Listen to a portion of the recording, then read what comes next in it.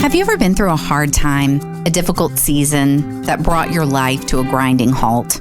Well, whether you're there now or seeking support for someone else who is, I know what it's like to feel the weight of that.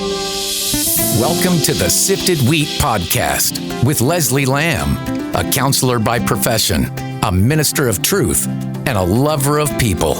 This is a safe place where she sets a path for others to learn how to move through hard seasons with confidence and grace, encouraging your faith, empowering your choices, and challenging your perceptions through the word, the wisdom from years of counseling others, and her own experience of being sifted. Here's Leslie. Hello, everyone, and welcome to the Sifted Wheat podcast. I'm Leslie Lamb. I am so excited to start this venture with all of you. However you found your way here, whether someone told you about the podcast, whether you were just looking for something new to listen to, whatever it may be, I just want to welcome you here. You are welcome. And I'm going to step out on a limb and I'm going to say you were expected. Not by me, maybe by me. I've been praying for my audience. I've been praying for each of you. But mostly, I thank God. There are some things that I've learned in my life and that I am called to focus on that could be potentially helpful for where you are and for what you need. Really, the whole reason why I decided to start this podcast was I know that oftentimes we need a safe place to learn. There's so many opinions out in the world, and it's really hard sometimes to determine what is tested and true and what people just think is the best for their circumstances that may not necessarily translate to your circumstances. So what I want to do is I want to try to lay down a roadmap, not do steps 1, 2, 3, and 4, and your life will be better, but just to lay out a roadmap by someone who has been sifted. And sifted is connected to Luke in chapter 22, where Jesus has just met with the apostles and he has said to Peter, "Simon, Simon, Satan has asked to sift each of you as wheat, but I have pleaded in prayer for you that your faith should not fail. So when you have repented and turned to me again, strengthen your brothers."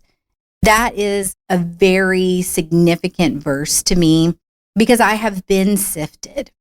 And I know that when I was in the course of the sifting, I was very convinced that I wasn't going to get through it. I didn't know how I could be redeemed. I didn't know how my life and my ministry could be restored. I was convinced that my time being partnered with God, and back then I would have said used by God, was coming to an end because I came face to face with my own depravity. And those are just really the lies of the enemy. I didn't know it at the time, and you may not feel that at this time. You might feel like you have hit a rock and you have fallen into a million pieces and you don't know how you're going to come back together again. And I just want to say I've been there, and I learned a lot in that season that I want to be able to help others walk that through. But this podcast is not just going to be about my testimony in that space and what I learned. It's not just going to be about that specific season of my life. But since that season of my life, God has given me so much wisdom. And I don't say that pridefully because I had to go through life to get that wisdom that he has given me. And I will say this, wisdom is not my own. It is a gift from God. It is something that I have chosen to sit at his feet and learn from him instead of trying to find my own way out. And that truly has made all the difference. So however you found your way here, I'm glad you're here because I believe that it's important. It's important to me that you're here. It's important to God that you're here. He cares for you. I care for you. I want us to be connected. And when I was thinking about what the first episode would be, obviously I needed to enlighten you guys as to where the name of the podcast, Sifted Wheat, comes from.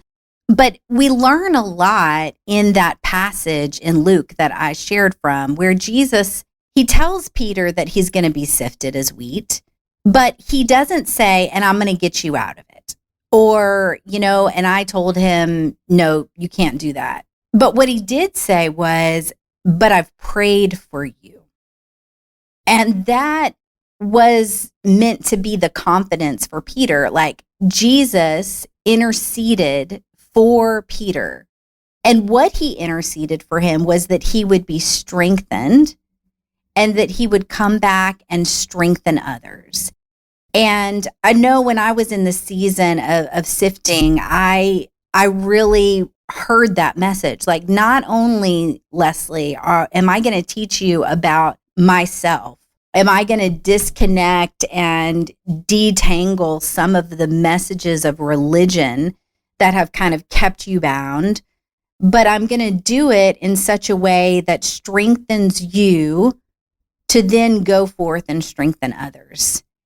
And so that's why that verse is so powerful to me. That's why I'm here starting this podcast.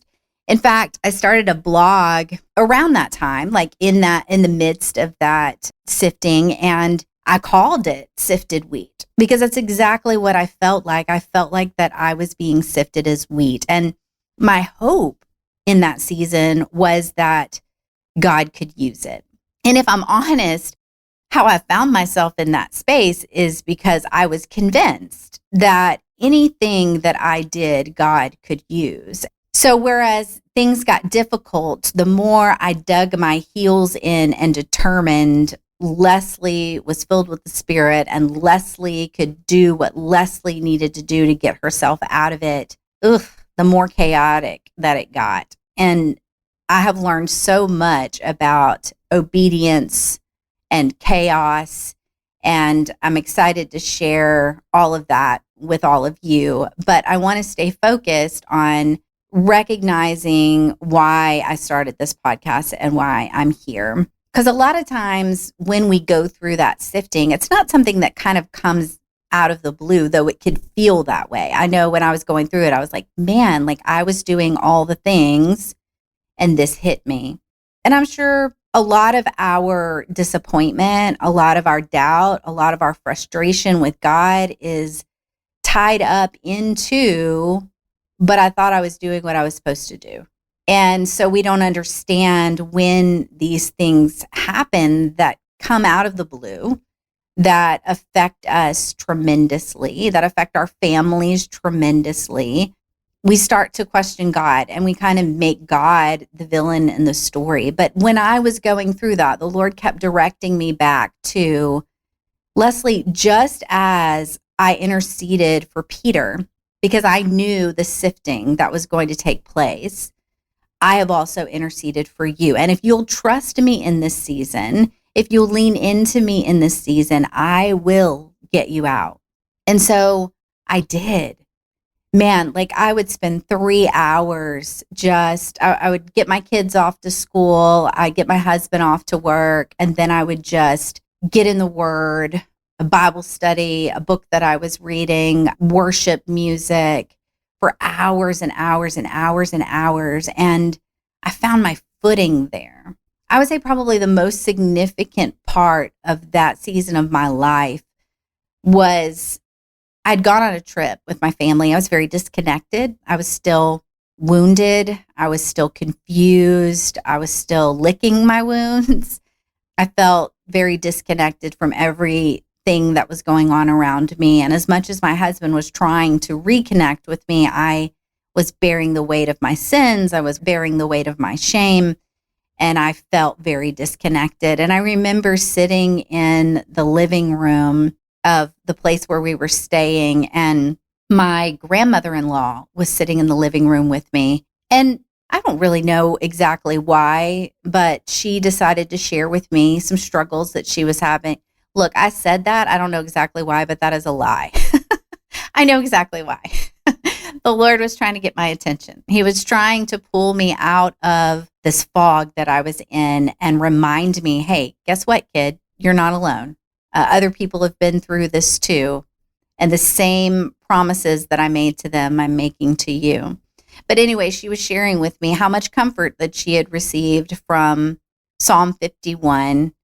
And if you haven't read that, I encourage you to read it. And she read it to me that day. And I remember listening to the words and being like, man, I love that. I need that. That's important to me.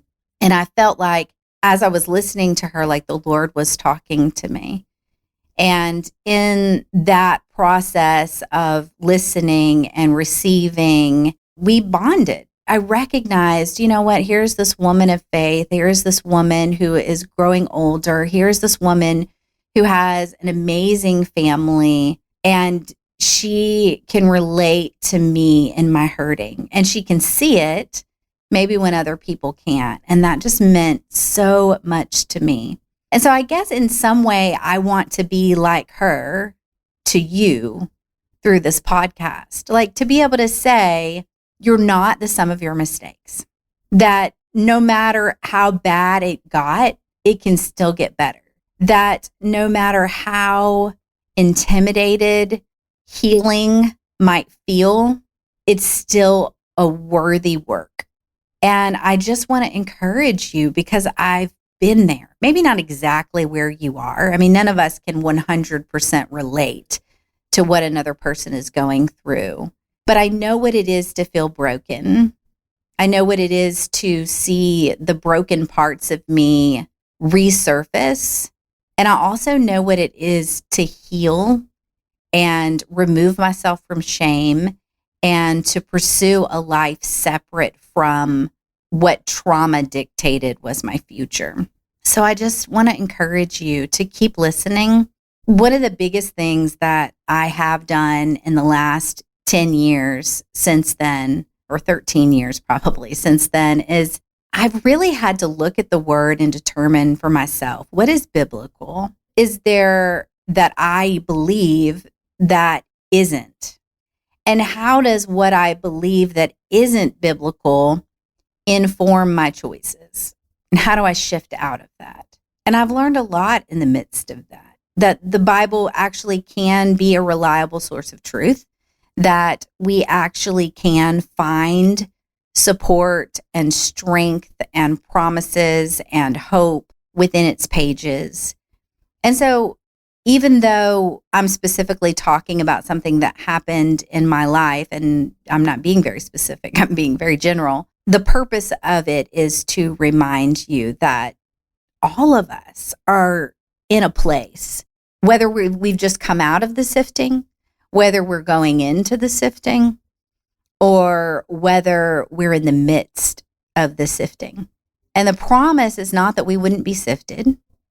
The promise is that when we are being sifted, to know that we are being interceded for, that there is a greater conversation that has been had on your behalf, even as you are making those petitions out of your own lips of, God, get me out of this. God, help me. God, show me the way.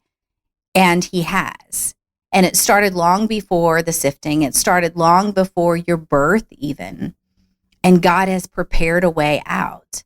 I don't believe that God causes the sifting. And I know that for a lot of different reasons, and I'll probably go deeper into that in our next podcast. But I know that by his character and who he is, it's incongruent that he would be the source of the sifting.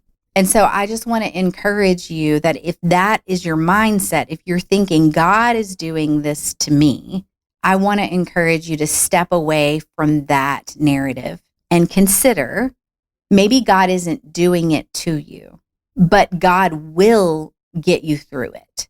That has always been his promise. Not that we wouldn't go through hard things, but that when we go through hard things, he would see us through.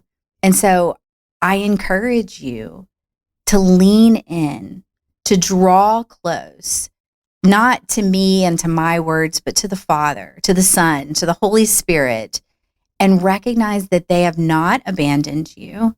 They have not forsaken you. And I can say that with confidence because of the whole reason I am here. Without them, without that faith support, without a community of believers that kind of gathered around me and said, hey, guess what? We see your failures and we love you. We see where you've messed up and we know that it's not who you are, it's what you've done. And so I come before you at my best attempt at humility.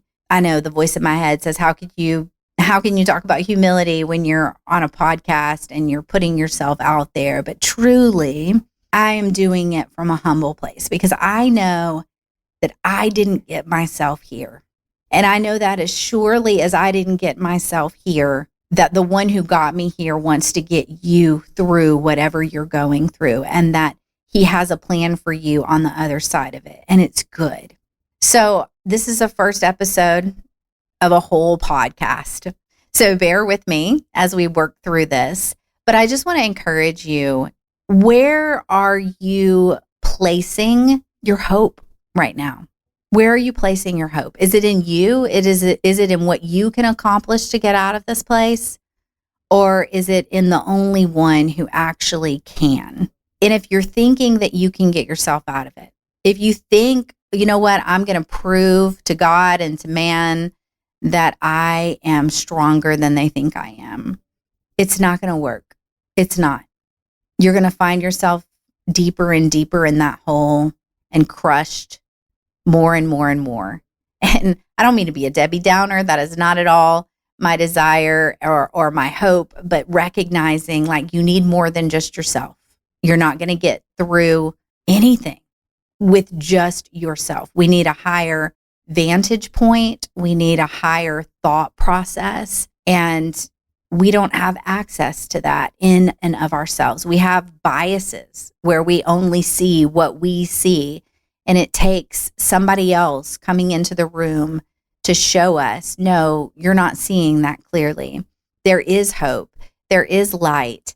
There is life on the other side of this sifting. So I encourage you, consider that, write it down, begin to journal, and come along with me in this journey and discovering what it is to be sifted wheat, what it is to come through the sifting, and recognize that God is able and wants to help you, wants to bring you through the fire and land you in a place that you're not even smelling of smoke, that you don't even look like your past, because your presence and your present is so bright. Look, you guys, I love you. I hope you'll tune in, and I will see you next week.